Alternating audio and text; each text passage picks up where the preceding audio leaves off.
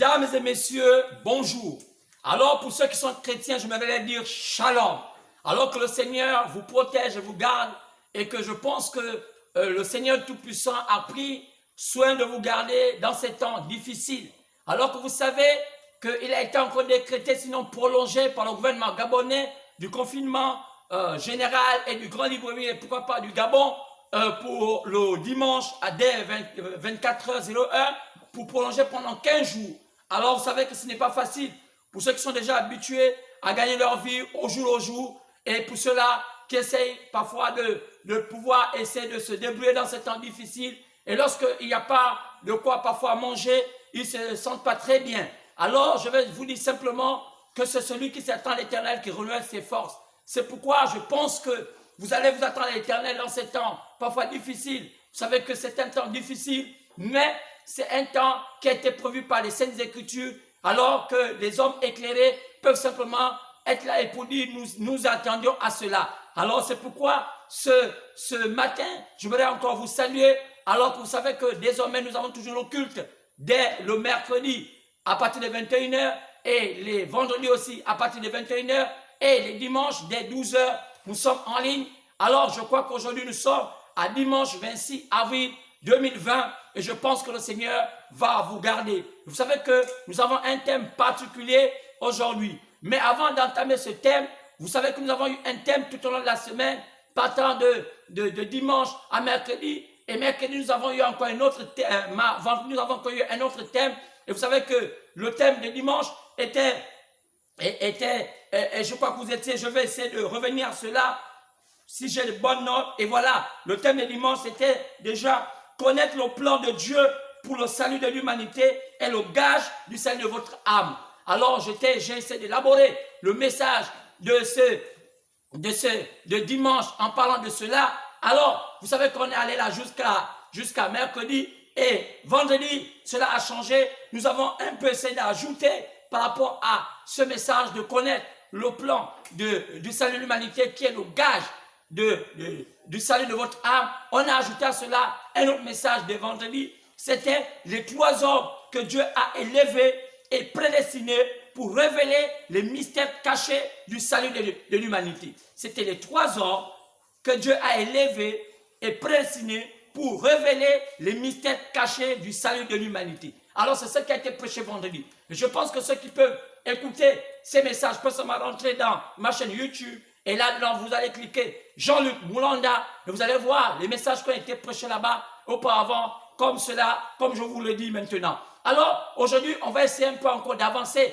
avec ce message sur les 3 hommes juste pour avoir une petite conclusion avant d'arriver au thème de ce dimanche.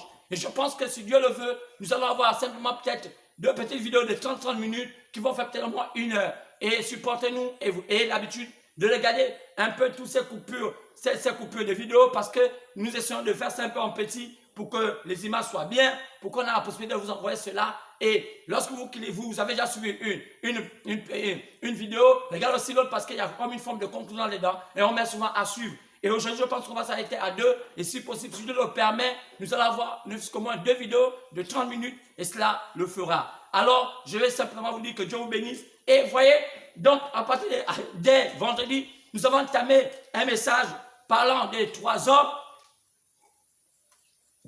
Les 3 hommes que Dieu a élevés et prédestinés pour révéler les mystères cachés du salut de l'humanité. C'était un message extraordinaire et nous avons essayé de parler de cela. On a navigué en parlant de 1 Jean chapitre 5 partant de versets 7 à 8 et là-bas vous avez parlé, vous avez vu et la Bible dit qu'il n'y a que 3 qui rendent témoignage sur la terre, qui rendent témoignage de Dieu sur la terre et nous avons vu qu'il n'y a que l'eau, le sang et l'esprit et nous avons essayé d'élaborer cela parce que là-dedans on parlait du sang et l'eau et l'esprit mais vous savez que ce ne sont pas des êtres. Ça, il y a dedans les liquides et nous on parle du sang, on parle de l'eau et on parle de l'esprit. et ce sont des, on peut dire, ce sont des choses, mais on parle, il y a 2 êtres, il y a 3 êtres. Alors on dit, ils sont d'accord, ils sont d'accord. Vous savez que quand on parle d'accord, ça dit qu'il y a un conclave. Alors l'eau, le sang et l'esprit ne peuvent pas parler, il n'y a pas conclave. Mais lorsqu'on parle là, vous remarquez qu'il y a un style de langage que la Bible a utilisé. Vous savez que la Bible est écrite en parabole, et la Bible, et vous le savez bien pour ceux qui lisent la parole. Alors il fallait savoir qu'est-ce que Jean, qui a écrit cela, voulait dire au sujet de l'eau, le sang et l'esprit. Et on est allé dans Matthieu chapitre 11, partant du verset 11, on voit dedans que Jésus-Christ veut nous parler de Jean-Baptiste. Il dit de tous ceux qui sont nés des femmes, il n'y a pas eu plus grand que Jean-Baptiste, mais celui qui est plus petit dans l'homme de cieux est plus grand que lui. Maintenant, il fallait savoir qu'est-ce que Jésus voulait dire de ceux qui sont nés des femmes. Il n'y a pas eu plus grand que Jean-Baptiste, mais le plus petit dans l'homme de cieux est plus grand que lui. Alors, c'est là où Jésus veut aller nous renvoyer à la Genèse, parce qu'il fallait savoir qu'est-ce qu'il voulait dire par là. Parce que quand on regarde dans Matthieu 13, partant au verset 10, là, les disciples vont lui parler de pourquoi tu parles à ces gens en parabole. Jésus va les faire comprendre que parce qu'il n'a pas été donné à ces personnes de connaître les mystères du royaume des cieux. Donc, il y a un mystère, il y a des mystères qui ont été scellés depuis le royaume des cieux, qui tout le monde n'avait pas accès. Et c'est là, et vous pouvez regarder ça dans le livre de Matthieu, partant du verset au chapitre 3, chapitre 13, partant du verset 10, vous pouvez lire cela. Alors, c'est pourquoi quand on regarde les mystères du royaume des cieux, on peut simplement faire une allusion facilement à ce que Jésus avait parlé au sujet de Matthieu 11, 11, en disant que celui qui est le plus petit homme de cieux est plus grand que Jean-Baptiste. Mais qu'est-ce que ça voulait dire? Alors, où étaient ces hommes de cieux? Ça nous ramène à la Genèse, parce que c'est là où toute chose avait commencé. Et là, nous avons vu dans le livre de Genèse, chapitre 1, on a parlé de la création. On a parlé que Dieu créa les cieux et la terre. Et là, on pouvait même voir le décor se planter. Et là-dedans, on a vu que Dieu en créant les cieux et la terre, il a commencé à faire la lumière. Il a dit, la première chose qu'il a commencé à créer, la première dimension, il a commencé à créer, que la lumière soit. Alors, la première chose que Dieu créa, c'était la lumière. C'était la première dimension. Alors, c'est pourquoi, quand on a regardé cela, il a dit en créant la lumière, il a fait une étendue. Et dans cette étendue, et vous pouvez lire dans la Bible, dans Genèse chapitre 1, vous pouvez lire cela, et vous allez voir que dans cette étendue, il a fait les eaux d'en haut, les eaux d'en bas, et au milieu, entre les eaux d'en haut et les eaux d'en bas, il a fait l'étendue. Parce que vous savez que les eaux d'en bas, c'est là où se trouve la terre, c'est là où se trouvent les mers, et en haut, c'est là où se trouve le firmament. Mais entre le firmament et la terre, il y a ce qu'on appelle l'étendue, et c'est là où la Bible dit que Dieu plaça le ciel. Alors, lorsque Dieu plaça le ciel, là, on dit Dieu mit les luminaires. Et vous pouvez voir qu'il parla de luminaires. Et là, il parlait qu'il y avait une grande luminaire pour éclairer au jour, une grande luminaire et quelques étoiles pour éclairer le jour, et une petite luminaire au soir pour éclairer la nuit. Donc, automatiquement, on peut voir là que la petite luminaire était celle-là que Dieu avait créée dès le commencement. Maintenant, il fallait le ramener au temps des à notre temps, parce que qui était cette petite luminaire? Alors vous allez comprendre que l'apôtre Paul va bien amplifier cela pour que ça soit mieux compris dans 1 Corinthiens chapitre 15, partant le verset 39, et pour lire cela, et il va dire toute chair n'est pas la même chair, il y a d'autres chair des quadrupèdes, d'autres chairs humaines, et il dit qu'il y a aussi chacun son éclat, il y a ceux qui ont l'éclat du soleil, il y a ceux qui ont l'éclat de la lune, et il dit il y a aussi ceux qui ont l'éclat des étoiles, et même les étoiles diffèrent entre les étoiles. Et là on peut maintenant arriver à ce qu'on appelle les luminaires. Donc ça veut dire que chaque homme a été façonné selon ces éclats des étoiles, donc de ces luminaires. Et lorsqu'on parle de ces luminaires, automatiquement, on voit que la Bible nous renvoie à Job, parce qu'on parle du zodiaque. Parce que ceux qui ne connaissent pas, le zodiaque fut la première Bible. Parce qu'avant qu'on ne connaisse cette Bible qu'on lisons, qui est devenue dans du papier, la première Bible dont l'homme lisait, c'était dans le zodiaque. Le zodiaque se lisait par rapport au firmament et là-bas par rapport aux étoiles. C'est pour ça que remarqué que même les mages, lorsqu'ils avaient reconnu que le Messie allait venir, c'est par les étoiles qu'ils ont connu que le Messie était là. Parce qu'il fallait savoir le déplacement des étoiles. Ils ont vu que l'étoile de la tribu du peuple de Cam et l'étoile du peuple de Sem et l'étoile du peuple de Japhet, ces trois étoiles s'étaient mélangées et marchaient ensemble. Alors ça voulait dire qu'une divinité, la divinité était sur la terre. Il va chercher à savoir celui qui transportait cette divinité-là, alors on avait compris que celui qui transportait cette divinité-là devait être le Messie. Parce que un homme avait déjà annoncé la venue du Messie sur la terre, c'était Moïse. Alors vous voyez, donc tout était clair. Maintenant, il fallait remettre chaque chose à sa place. Comme lorsqu'on fait un jeu de puzzle, ceux qui ont déjà fait le jeu de puzzle, c'est exactement comme ça. C'est qu'on a parlé du plan de Dieu, du salut de l'humanité dès le départ. Et après, on a continué à parler des 3 hommes à qui Dieu a élevé pour révéler les mystères cachés du salut de l'humanité. Alors, c'était très important. Alors, c'est à ce moment-là qu'il fallait me repartir dans l'histoire pour savoir, s'il faut le savoir, il faut connaître ces 3 hommes. D'abord, qui est l'homme qui a marqué l'histoire de l'humanité? On a compris que celui qui a marqué l'histoire de l'humanité fut le Seigneur Jésus-Christ de gloire, le seul homme à qui l'humanité a recommencé à compter le temps. Regardez que le monde a existé avant la venue du Seigneur Jésus-Christ. Mais lorsque Jésus est venu, qu'est-ce qui a amené l'humanité à changer, à recommencer à compter le temps? Parce que depuis Adam jusqu'à avant que le jour que Jésus, le Seigneur vienne, il n'y avait jamais eu un homme à la dimension de connaissance, à la dimension de comprendre la vie comme était le Seigneur Jésus-Christ. Alors les savants, tous ceux qui étaient là, unanimement, avaient compris que comme c'est l'homme le plus élevé, alors on peut recommencer à compter le temps. Même si aujourd'hui on voit plusieurs calendriers, mais ce qui est sûr, j'ai remarqué que ces hommes-là ont maintenu cela. Et même ce soit les musulmans, que ce soit les bouddhistes, même s'ils ont leur calendrier, c'est le calendrier grégorien, vous allez comprendre que c'est dû à la naissance du Seigneur Jésus que tout le monde aujourd'hui essaie de calculer le temps. Pourquoi? Parce qu'on comprend que c'est l'homme qui a au-dessus de tout le monde, qui a été élevé au-dessus de tous les hommes, les êtres humains. Mais quel est cet homme? Il n'y a qu'à voir par sa naissance, on va comprendre qu'il n'était pas un homme ordinaire. Parce que d'abord, il n'est pas né par rapport sexuel, c'est qui est extraordinaire. Parce que tout homme né par rapport sexuel, il n'y a aucun homme sur la terre qui n'est pas né par rapport sexuel. Mais le seul qui n'est pas né par rapport sexuel, c'est le Seigneur Jésus de gloire. Alors cela commence déjà à être un peu intriguant. Alors c'est ce qui a amené les scientifiques à comprendre qu'il est le seul être qui est un peu surnaturel. Alors, ils concluent qu'il était un homme surnaturel et pour ne même pas dire qu'il était Dieu. Et c'est effectivement, il était Dieu, fait chair, Dieu en service. Alors, c'est pourquoi j'ai remarqué que même dans les présents qu'on l'offrit, lorsque les mages étaient venus, ces hommes, ces sorciers des temps passés, qu'on appelait les mages, aujourd'hui sont devenus autre chose, mais qui ont reconnu le Messie. Ils ont offert des présents pour typifier sa naissance. Pour offrir ces présents, qu'est-ce qu'ils ont fait? Ils lui ont apporté de l'or, ils lui ont apporté de l'encens, ils lui ont apporté de la myrrhe. Qu'est-ce que ça voulait dire ces présents qui typifiaient sa naissance? Des présents appropriés à sa naissance. C'était que l'or typifiait la divinité. Donc cet homme-là était la divinité. Qu'est-ce qui typifiait l'encens?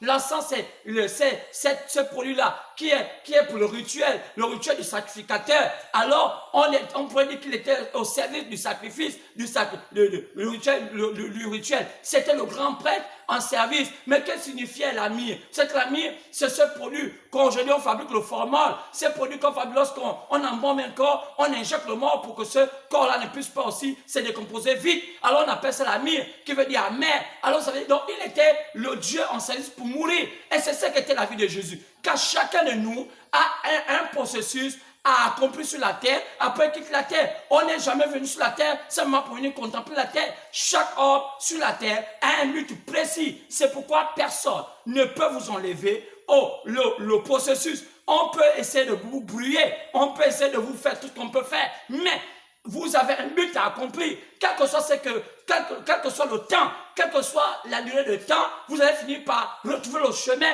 Et vous savez que la seule manière pour pouvoir rapidement retrouver le chemin, c'est de retrouver la voie du Seigneur, de retrouver ce Dieu qui est tout puissant. Car n'oublions pas que la voie du Seigneur, c'est sa parole. Parce qu'on dit au commencement était la parole était avec Dieu, et la parole était Dieu. Et c'est exactement la même chose. C'est pourquoi maintenant, quand on regardait cela, il fallait comprendre que c'était Jésus-Christ qui était un peu le modèle. Mais on disait qu'il n'y avait que 3 hommes. Et là, il fallait trouver les 2 autres. Alors, il fallait trouver des hommes qui étaient un peu plus proches de Jésus. Et aussi, nous allons comprendre que dans l'histoire, le premier homme à écrire la Bible, vous allez voir que c'est un homme appelé Moïse. C'est Moïse qui a écrit le premier chapitre de la Bible. Celui qui nous a révélé l'histoire qui s'appelle depuis le jardin d'Éden. Comment cela? Alors que Moïse est né beaucoup d'années, et même avant, après plutôt Abraham. Moïse est né des centaines d'années après Abraham. Mais pourquoi Abraham, qui était né avant, n'a pas la possibilité d'écrire la Bible? Pourquoi ce fut Moïse? Oh, parce que Moïse était né sur un signe particulier. Moïse était né sur un signe particulier. Ce qu'on a vu cela dans le livre de Nombres, chapitre 12, partant même du verset 10, je peux lire cela. Lorsque vous allez voir, lorsque Marie et Aaron contestaient la suprématie de Moïse, lorsque contestaient la vocation de Moïse, parce que c'est exactement comme ça. Il peut arriver que c'est même parfois dans votre famille. Il peut m'arriver que c'est parfois dans votre quartier. Il peut arriver que c'est dans votre pays que les gens ne peuvent pas reconnaître le don. Même quand le don est authentique, ils ne reconnaissent pas cela. Parce que l'homme est toujours incrédule. L'homme pense seulement aux choses charnelles. L'homme ne regarde pas à Dieu. L'homme ne regarde pas plus loin même que ses yeux. Parce que l'homme regarde toujours aux choses charnelles. Même si Dieu descendait aujourd'hui, marchait dans les rues d'Akanda, ils ne comprendront pas que c'est Dieu. Pourquoi? Parce qu'ils sont tellement charnels. Alors c'est pourquoi la même chose se produisit avec cette famille de Moïse qui, Aaron et sa soeur Myriam, contestaient, et cela les avait coûté cher parce que Myriam a eu la lèpre. Aaron ne peut pas l'avoir parce qu'il était le sacrificateur en ce temps-là. Malgré qu'il fut sacrificateur, malgré qu'il fut le lévite de ce temps, mais Aaron doutait aussi sur son frère et Dieu est descendu pour lui. Moïse est différent. Vous lisez ça dans Nombres chapitre 12, on dit que Moïse était différent de tous les autres prophètes. Quand parmi vous devez avoir des prophètes, c'est par des visions que Dieu va leur parler. C'est pas des songes que Dieu devait les adresser la parole. Mais Moïse, non. Lisez ça dans Nombres chapitre 12. Vous avez il dit, mais Dieu parlait à Moïse de bouche à oreille, de bouche à bouche. Et il voyait comme une représentation humaine. Si vous avez remarqué que même Moïse, lorsqu'il partait rencontrer l'Éternel à la montagne, remarquez qu'il remarquait souvent qu'il y avait un homme qui avait comme un dos d'homme, et puis c'est à cet homme-là qui s'adressait. Et Dieu tournait Moïse le dos, il voyait un être comme un être humain, comme un être humain le parler. C'est exactement ça. Et vous allez voir que Moïse était particulier. Il dit, il ne serait pas parlé que d'autres prophètes. Et Moïse fut le seul homme qui a déballé le plan du salut. Et c'est le seul homme que Dieu a dit dans Exode chapitre 7, partant de verset 1. Je fais de Moïse Dieu. Il était regardé, ce Dieu-là, c'est un grand D avec un grand D majuscule. C'est-à-dire que Moïse était devenu le Dieu tout-puissant de toute la terre. Et on dit le Dieu de Pharaon. Pourquoi? Parce qu'à cette époque, Pharaon était le Dieu de la terre et Moïse était le Dieu de Pharaon. Et si Moïse était le Dieu du Dieu de la terre, ça veut dire que Moïse était le Dieu tout-puissant de toute la terre. Alors, pourquoi Dieu légua ce pouvoir à Moïse? Parce qu'il avait une mission particulière. Effectivement, c'est là. Et c'est exactement la vérité. Et c'est pourquoi un enfant de Dieu doit connaître exactement ces choses-là, sinon auquel cas, parce qu'on dit que la foi vient de ce qu'on entend, et ce qu'on entend vient de la parole de Dieu. Mais si on ne connaît pas cela, on ne peut pas prétendre être dans un salut quelconque, parce que ce n'est pas de la rêverie, c'est la réalité. C'est pourquoi votre âme est inondée de quoi? De quel genre de croyance? Votre âme est inondée de quel genre de paroles? Si vous êtes dans des choses, délivrance, sorcellerie, maille de nuit, alors votre âme est inondée de ce genre de pensées. Mais il y a un salut. Le salut est tellement réel et que vous devez connaître. Et que c'est ce salut-là qui vous a franchi et qui vous rend libre et qui vous fait descendre l'Esprit de Dieu dans votre vie. Comme une maison, après avoir construit cette maison, il faut la baptiser, il faut l'inaugurer. C'est ce que fait le Saint-Esprit. Après une véritable construction, il faut dédicacer la chose. C'est dans la dédicace. Le Saint-Esprit est un type de dédicace d'une maison. C'est pourquoi beaucoup de gens ont un semblant de Saint-Esprit. C'est pas le vrai Saint-Esprit descend parce que la maison n'est pas parachevée. Et chacun est obligé de se fabriquer une certaine émotion pour dire que le Saint-Esprit est descendu, alors qu'il n'est pas descendu. C'est pourquoi parfois j'ai honte de voir ces personnes-là chercher un peu plus d'émotion. On fait beaucoup de tapage, on crie, et même d'autres, parfois on impose aux fidèles de jeûner, jusqu'à ce qu'ils ont tellement faim et ils ont les hallucinations. Et dans ces hallucinations-là, ils disent que c'est le Saint-Esprit. Mais non, quelqu'un qui manque de faim pendant des jours et des jours finit par halluciner. Ce n'est pas le Saint-Esprit, c'est le corps qui perd l'équilibre parce qu'il y a peu de calories. C'est pourquoi, frère, on ne gêne pas pour cela. Gêner, c'est de conditionner le corps. C'est non pour que le corps ne puisse pas être trop en contact avec les choses charnelles. Parce que lorsque le corps est tellement en contact avec les choses charnelles, vous allez remarquer que le corps a du mal à comprendre les choses surnaturelles. Parce que ce qui est charnel est charnel, ce qui est spirituel est spirituel. Mais ça ne veut pas dire que maintenant il faut imposer aux gens de jeûne, les accabler de manger pour que l'esprit descende. On appelle que ça c'est Dieu parce que les gens ont faim, ont soif. Oh bien-aimé, quelle honte de cette église, quelle honte de l'église d'aujourd'hui qui est pervers, avec des pasteurs pervers, avec des gens pervers. C'est pourquoi le monde se moque et ils disent, oh, ça c'est quel genre d'église? Est-ce que c'est même ça la spiritualité? C'est pourquoi chaque chose a un temps. C'est que je demande aux Gabonais, revenez à Dieu, revenez à la vérité. Oh, il n'est pas trop tard, Gabon. Reviens à la vérité. Parce qu'un jour, vous allez être surpris de comprendre que vous avez longtemps régné la vérité et vous allez être surpris de voir les ténèbres vous envahir. C'est pourquoi quand on regarde Moïse, Moïse a continué malgré ce qui s'est fait, mais Dieu a dit qu'il est un homme particulier. Regardez bien, il est le seul homme qui a dépouillé le plan du salut depuis la Genèse. Et regardez bien, jusqu'avant que Jésus ne vienne, il est celui-là qui annonce la venue du Messie. Dans le Deutéronome chapitre 18, partant du verset 15, on peut voir cela. Il est le seul à avoir annoncé la venue du message du temps de la fin. Dans le Deutéronome 18, partant du verset 16, c'est la vérité. Vous pouvez lire cela, parce que Deutéronome 15, Deutéronome 18, partant du verset 15, n'est pas Deutéronome 18, partant du verset 16. Il faut un pasteur pour vous montrer ces choses, parce qu'il y a des virgules, il y a des points. Lorsqu'on élabore une phrase, quand vous voyez une virgule, vous voyez un point, alors parfois on vous demande de changer la manière de marcher, parfois on vous demande de revenir par ici. Donc, il y a des coordinations de choses, et c'est là, les gens qui font français le savent. C'est pourquoi la Bible n'a pas été écrite n'importe comment. Alors, ça a été bien positionné. C'est pourquoi ce ne sont pas des littéraires qui peuvent enseigner. Ce ne sont pas des intellectuels qui peuvent enseigner. C'est que Dieu peut utiliser un intellectuel pour prêcher la parole. Mais, je vous dis en vérité, ce sont des hommes qui sont loin du Saint-Esprit, parce que la Bible dit que c'est poussé par le Saint-Esprit que les saints ont parlé la part du Seigneur. C'est pourquoi il y a tellement de mélange, il y a tellement de fausseté, parce qu'il y a des gens qui se sont improvisés serviteurs de Dieu, en allant dans des écoles de théologie et toutes ces choses-là, envoyant des diplômes, comme on les voit aujourd'hui porter des torches, imitant le monde, pas sachant que c'est comme ça, et on voit une pile de pasteurs, une pile des évangélistes avec des robes, on les donne des diplômes, signés par des hypocrites, signés par des écoles de fausseté,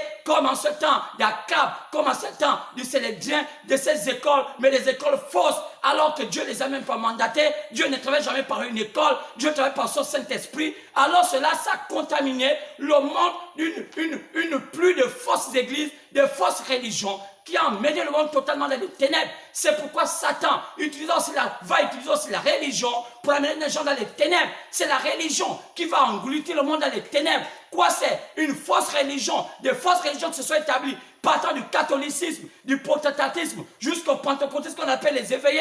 Satan va prendre le contrôle de leur corps et Satan va les emmener dans l'erreur. Et c'est ce qui va amener la marque, la bête. Et cette bête-là, la bête va amener à ce qu'ils seront maltraités. Parce que la Bible parle de la grande tribulation. Qui va subir la tribulation? Pas les païens, ce sont les gens des églises. Parce qu'ils croiront servir l'Éternel et la tribulation va les surprendre. Il est écrit dans la Bible. C'est pourquoi Moïse, lorsqu'il parle à cela, il commence à mettre chaque chose à sa place. Et c'est Moïse qui a commencé à dire toutes ces choses. Et les autres prophètes ont relié tout ce qu'a dit Moïse. Regardez bien, de la Genèse jusqu'à Malachie 4. Vous allez remarquer Malachie 4 sur le Malachie chapitre 4, sur le dernier livre de la Bible, de l'Ancien Testament, autant pour moi. Vous allez remarquer que tous ces prophètes-là, lorsqu'ils parlaient du Seigneur, malgré les prophéties, malgré tout ce qu'ils disaient, la plateforme de leur message, la base de leur message, la vie de la parole de leur message, était qu'ils étaient des personnes qui écoutaient ce qu'avait dit Moïse. Pourquoi tous ces prophètes, malgré qu'ils prophétisaient, que ce soit Isaïe, que ce soit Jérémie, que ce soit tout ce monde, Agé, Ézéchiel,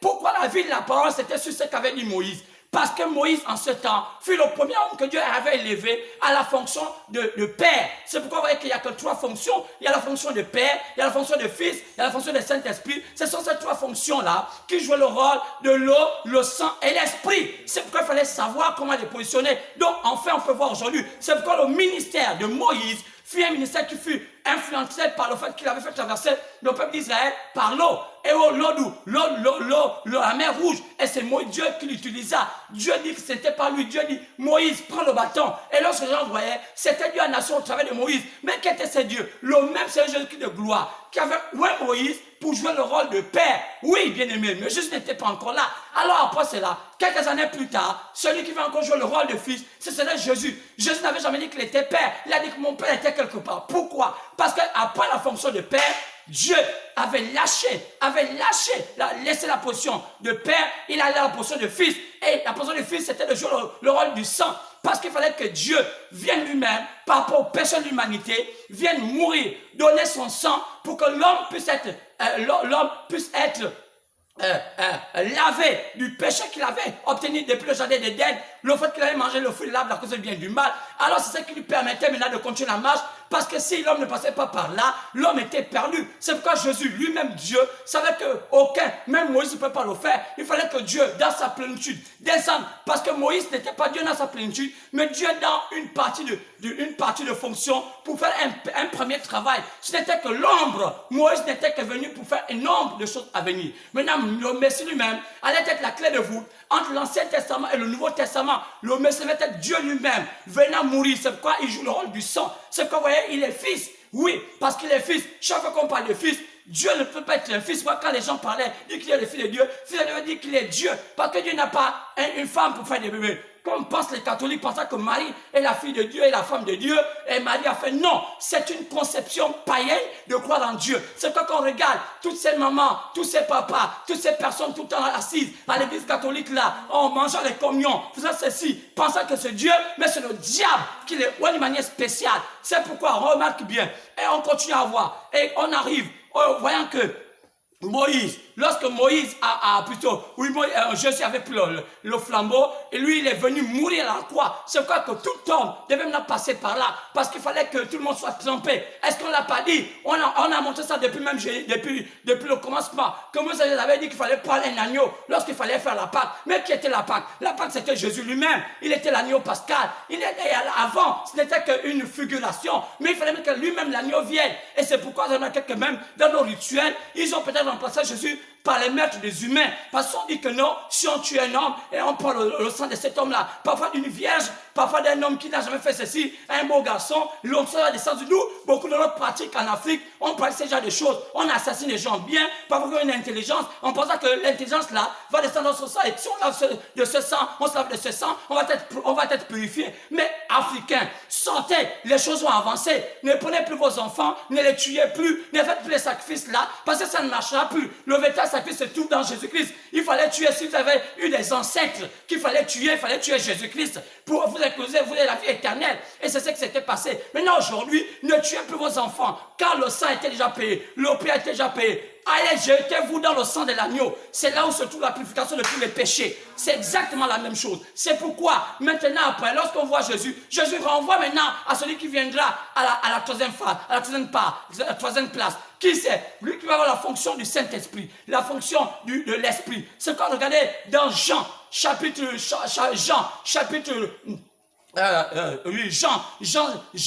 16, partant du verset 12, il dit, j'ai beaucoup de choses à vous dire, mais vous ne pouvez pas les porter maintenant. Mais quand le consolateur serait venu, l'esprit de vérité, il vous connaît. Mais qui est le consolateur? Mais c'est une fonction. Dieu est dans une fonction. Il était dans la fonction du Père, il était dans la fonction du Fils, maintenant il va être dans la fonction du Saint-Esprit. Et c'est dans la fonction du Saint-Esprit qu'il a accompli le plan parfait. Et tout est maintenant terminé. C'est qu'il a dit même que vous pouvez blasphémer contre tout, vous pouvez blasphémer contre le Fils.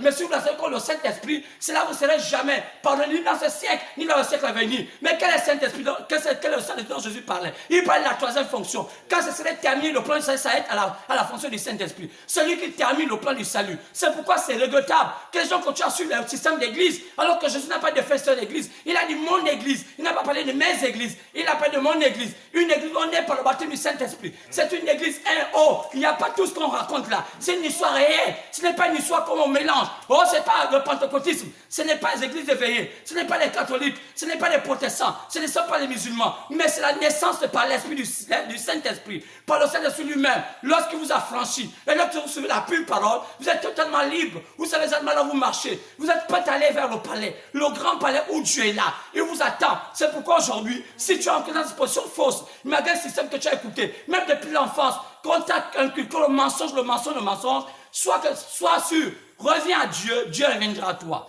Alors c'est pourquoi c'est vrai. Alors c'est pourquoi je vous dis que maintenant Dieu devait envoyer la troisième fonction. Après que Jésus vienne, quand Jésus l'a prédit, on a dit la troisième fonction viendra au temps de la fin. Au temps de la fin, pourquoi? Regardez bien, Malachie 4 parle du temps de la fin, et tout le monde est unanime qu'au temps de la fin, quelque chose va se passer. Oui, Élie le prophète viendra. On lui posait la question, oui, est-ce qu'il viendra? Il viendra. Oui, Matthieu chapitre 17, verset 10 à 11. Oui, il est dit, Est-ce qu'Élie viendra? Oui, il viendra. Oui, bien-aimé.